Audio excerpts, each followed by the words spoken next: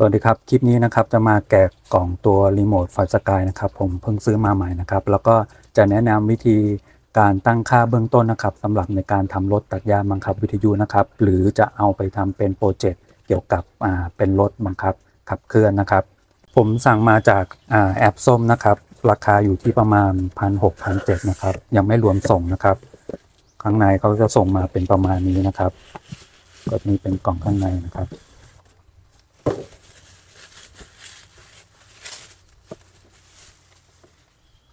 หน้าตากล่องจะเป็นประมาณนี้นะครับ SSI 6X นะครับตัวรีโมทนะครับเป็น10 Channel นะครับแต่ตัว Receive เนี่ยผมใช้แค่6 Channel นะครับข้างใน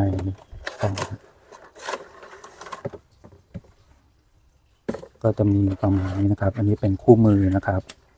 ก็จะมีภาษาอังกฤษไม่มีภาษาไทยนะครับแล้วก็ที่มีมาให้ก็จะมีเป็นสายซีเรียลนะครับเอาไว้ต่อคอมพิวเตอร์หรือเป็นการอัปเกรดเฟิร์มแวร์นะครับ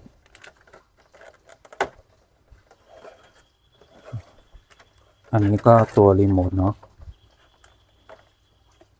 ตัวรีโมทนะครับสวิตช์เปิดปิดนะครับ10 Channel นะครับก็คืออันนี้1 2นะครับ3 4 5 6 7 8 9 10 Channel นะครับอันนี้ด้านหลังแล้วก็มีตัว receiver นะครับผมสั่งเป็น6 Channel มานะครับสำหรับรถตัดหญ้าบังคับวิทยุนะครับก็ถ้าไม่ได้ออปชันเยอะๆนะครับ6 Channel ก็น่าจะเพียงพอนะครับ1 2 3 4 5 6 Channel ตัว receiver แล้วก็จะมีตัว binding มาด้วยนะครับอันนี้อะไรเอ่ยอันนี้เป็นสติกเกอร์นะครับสติกเกอร์ตรงนี้นะครับไว้เปลี่ยนเดี๋ยวเราเช็คสภาพโดยรวมก่อนเนาะมีตัวรีโมทนะครับด้านหลังเป็นตัวใส่ถ่านนะครับใช้ถ่าน AA นะครับขนาด4 ก้อนนะครับเดี๋ยวผมใส่ถ่านเลยแนะนำนะครับถ้าจะใช้นานๆควรเป็นถ่านชาร์จนะครับผมเคยใช้อะคาไลน์นะครับก็หมดเร็วนะครับใช้แค่ทริปเดียวหรือวันเดียวก็หมดแล้วเนาะอันนี้ผมใช้เป็นถ่านชาร์จนะครับอันนี้สวิตช์ผมเปิดค้างเอาไว้ปิดไปก่อนนะครับปิดถ่านปึ๊บประมาณนี้นะครับเปิดนะครับ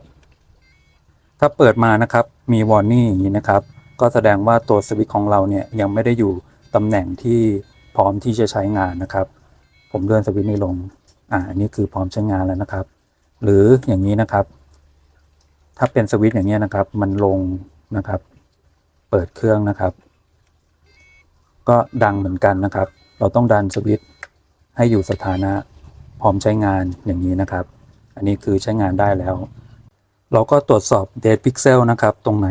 มีตำหนิอะไรนะครับเราเข้าไปที่เมนูนะครับกดโอเคค้างไว้นะครับเข้ามาดูนะครับเบื้องต้นก่อนนะครับเดี๋ยวเราค่อยไปเซตอัพอีกทีหนึ่งเนาะสามารถเลื่อนได้นะครับทุกเมนูนะครับขั้นตอนถัดมานะครับเป็นขั้นตอนที่สำคัญนะครับก็คือการทำให้ตัวรีโมทนะครับรู้จักกับตัว receiver นะครับหรือการทำ binding นะครับในถุงก็จะมีตัว binding นะครับสาย binding แล้วก็จะมีตัว receiver 6 channel นะครับหน้าตาเป็นประมาณนี้นะครับ1 2 3 4 5 6ช่องข้างบนนี้ก็เป็น B ก็คือ binding นะครับแล้วก็ VDC ก็ไว้สำหรับในการจ่ายไฟนะครับอันนี้เป็นสาย binding ที่เขามีมาให้นะครับถ้าตัวนี้หายนะครับเราสามารถทำเป็นสายไฟนะครับจิ้มอย่างนี้ก็ได้นะครับเว้นตรงกลางเอาไว้เนาะเราก็มาจิ้มตรงนี้นะครับประมาณนี้นะครับเสร็จแล้วเราก็ป้อนไฟให้นะครับแถวขวามือของผมนะครับแถวล่างสุดนะครับเป็นไฟกาวนะครับแล้วก็ตรงกลางนี้ก็เป็นไฟบวกนะครับส่วนข้างบนซ้ายมือนะครับแถวนี้นะครับก็จะเป็นสัญญาณนะครับเรายังไม่ต้องสนใจนะครับเราสนใจแค่ไฟจุดข้างล่างนี้นะครับเราก็ใช้ไฟนะครับผมเตรียมไว้แล้วนะครับเป็นไฟ5 โวลต์นะครับอันนี้คือ5 โวลต์นะครับสีเหลืองนะครับเป็นบวกนะครับผมจะจิ้มเข้าตรงนี้นะครับ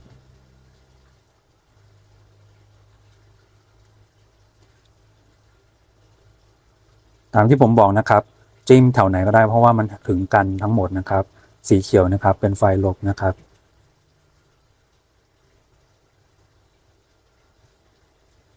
ประมาณนี้นะครับ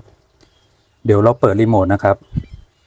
จะเห็นได้ว่านะครับตรงนี้นะครับจะเห็นสัญลักษณ์แค่ TX อย่างเดียวนะครับคือ transmit นะครับแล้วบอกสัญลักษณ์ของแบตเตอรี่นะครับก็คือตัวนี้นะครับ transmit คือตัวส่งนะครับเดี๋ยวเราทำการ binding นะครับปิดสวิตช์นะครับวิธีการทำนะครับก็คือกดปุ่มตรงนี้นะครับค้างไว้นะครับเสร็จแล้วก็กด power นะครับมันจะขึ้น binding โอเคนิดนึงนะครับแล้วก็มีสัญลักษณ์ติดๆแล้วก็จะสัญลักษณ์ขึ้น RX นะครับแล้วก็พร้อมแบตเตอรี่นะครับก็คือตัวนี้นะครับ LED ตัวนี้ก็หยุดกระพริบแล้วนะครับเสร็จแล้วเราก็ทำการดึงสาย binding ออกนะครับปึ๊บแล้วเราก็ลองปิดเปิดใหม่นะครับ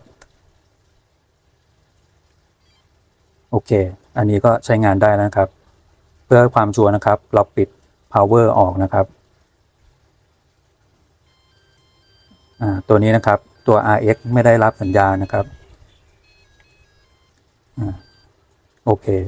อันนี้ก็คือใช้งานพร้อมใช้งานได้แล้วนะครับ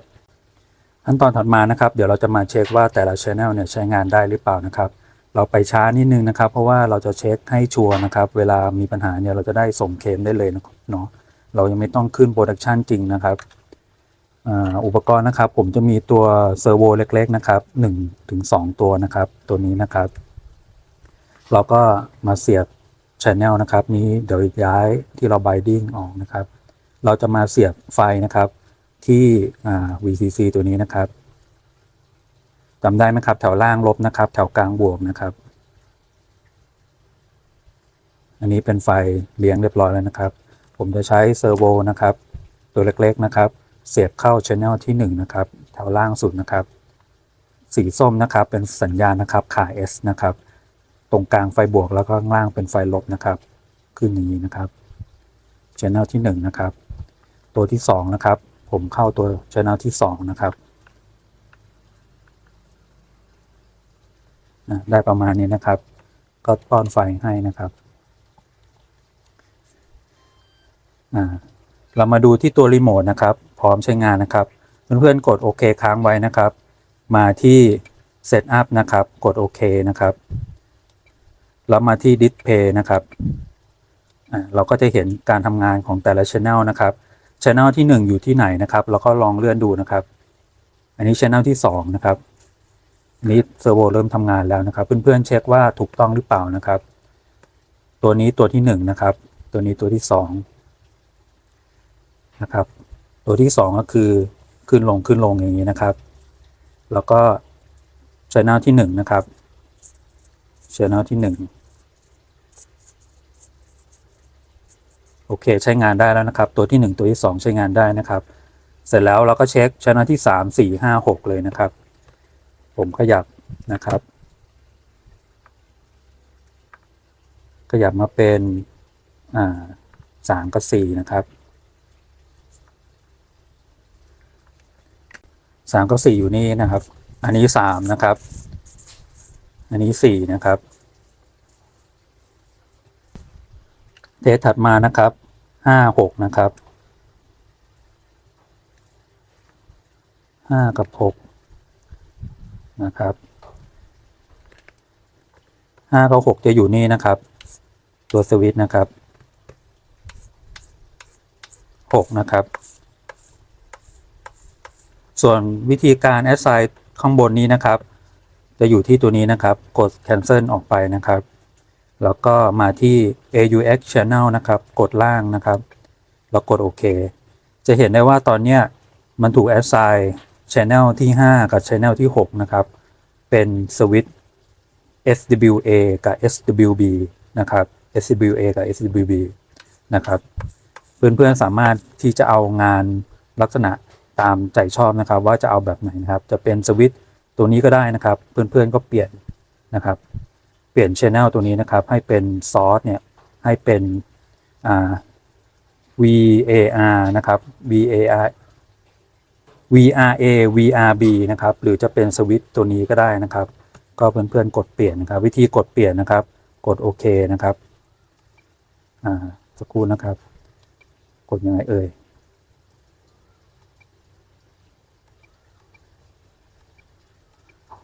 56กดเลื่อนโอเค Channel ที่5เนี่ยเดี๋ยวผมจะลองเป็น VRA นะครับ Channel ที่5 VRA นะครับแล้วก็วิธีการเซฟนะครับให้กด cancel ตัวนี้นะครับค้างไว้นะครับปึ๊บกดโอเคเข้ามาดูนะครับเป็น VRA นะครับเรามาดูนะครับก็สามารถใช้ตัวนี้นะครับเป็นวอลลุ่มตัวนี้ได้นะครับส่วนตัวเนี้ยใช้งานไม่ได้แล้วเพราะว่าเราถูก assign มาที่ตัวนี้แล้วโอเคตอนนี้เนี่ยเบื้องต้นเนี่ยตัว receiver ของเราเนี่ยใช้งานได้แล้วนะครับแล้วก็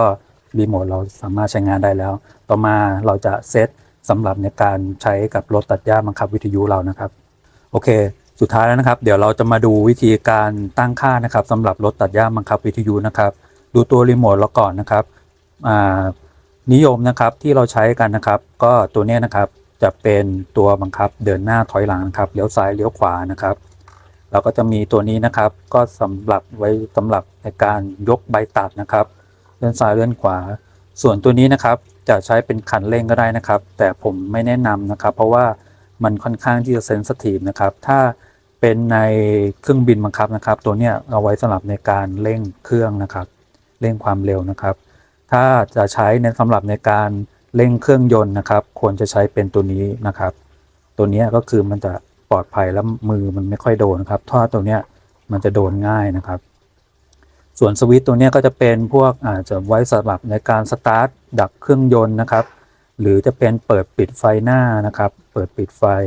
นะครับก็จะเป็นประมาณนี้สำคัญนะครับก็จะมีอยู่แค่ตัวเดินหน้าถอยหลังตรงนี้นะครับโอเคมาดูตัว receiver นะครับเดี๋ยวผมถอดตัวนี้ออกนะครับ ก็จำลองว่าตัวนี้นะครับก็คือตัวบอร์ดไดร์ของเราหรือตัวมอเตอร์นะครับเป็นใช้ Channel 1 กับ Channel 2นะครับโอเคนะครับเรามาดูนะครับ Channel 1นะครับเดินหน้านะครับถอยหลังนะครับตัวที่2นะครับเลี้ยวซ้ายเลี้ยวขวาจะเห็นได้ว่ามันทำงานไม่สัมพันธ์กันนะครับถ้าเรามีมอเตอร์อย่างเงี้ยนะครับ2ตัวนะครับซ้ายขวานะครับเป็นล้อนะครับถ้าเพื่อนๆเคยเห็นรถตัดหญ้าบังคับแล้วนะครับเดินหน้านะครับก็จะทำงานแค่มอเตอร์ตัวเดียวนะครับเราจะต้องเปิดโหมดหนึ่งนะครับเข้ามาที่เมนูนะครับกดโอเคค้างไว้นะครับเข้าเมนูเซตอัพนะครับกดโอเคนะครับเข้าเลื่อนมานะครับมาที่อีเลวอนนะครับกดโอเคนะครับตัวนี้นะครับให้เปลี่ยนสถานะอีเลวอนเป็นออนนะครับออนนะครับเสร็จแล้วก็เลือกเปอร์เซ็นต์นะครับ Channel 1 กับ Channel 2เนี่ยให้เป็น 100% นะครับให้เป็น 100% กดไปนะครับ 100% นะครับ Channel ที่2นะครับ 100% นะครับเสร็จแล้ววิธีการเซฟนะครับกด cancel ค้างไว้นะครับแล้วก็กดลองเช็คดูอีกทีหนึ่งนะครับโอเคเสร็จแล้วเรามาดูผลนะครับกดเดินหน้านะครับถอยหลังนะครับมอเตอร์ก็ทำงานคู่กันแล้วนะครับส่วนทิศทางเนี่ยเดี๋ยวเราไปกลับที่บอร์ดหรือตัวมอเตอร์เอานะครับอันนี้ก็คือทำงานพร้อมกันแล้วนะครับเลี้ยวซ้ายเลี้ยวขวานะครับหรือเพื่อนๆมาดูตรงนี้ก็ได้นะครับกดเซตอัพนะครับกดโอเคค้างไว้เข้ามาที่เซตอัพนะครับมาที่ดิสเพย์นะครับมาดูที่จอดิสเพย์นะครับเห็นไหมครับมันจะทำงานคู่กันนะครับอย่างตอนกลางๆคลิปนะครับจะเห็นว่ามันจะทำงานทีละ channel นะครับอันนี้ก็คือเสร็จไปอีก1ขั้นตอนแล้วนะครับต่อดูอีกจุดหนึ่งนะครับก็สำคัญนะครับกดโอเคค้างไว้นะครับเลือกเมนู System นะครับเสร็จแล้วมาเลือกที่ RX Setup แล้วก็เลือก Fail Safe นะครับตัวนี้นะครับก็คือเอาไว้สำหรับในการป้องกันในกรณีที่ตัวรีโมทนะครับมีปัญหาถูกตัดสัญญาณจากตัว Receiver นะครับเมื่อมันมีปัญหาหรือฐานหมดหรืออะไรก็แล้วแต่นะครับตัว Receiver เนี่ยมันจะจำค่าสุดท้ายเอาไว้นะครับยกตัวอย่างเช่นถ้าเราเกิดบังคับวิ่งอยู่นะครับแล้วเกิดมีปัญหาเนี่ย รถเราจะวิ่งไปแล้วโดยที่เราไม่สามารถที่จะบังคับได้นะครับ เราก็มาตั้งตัวนี้นะครับตัว fail safe นะครับเสร็จแล้วก็เลือก channel 1 channel 2นะครับให้เป็น on นะครับก็คือตัวที่ขับเคลื่อนมอเตอร์นะครับเลือกกด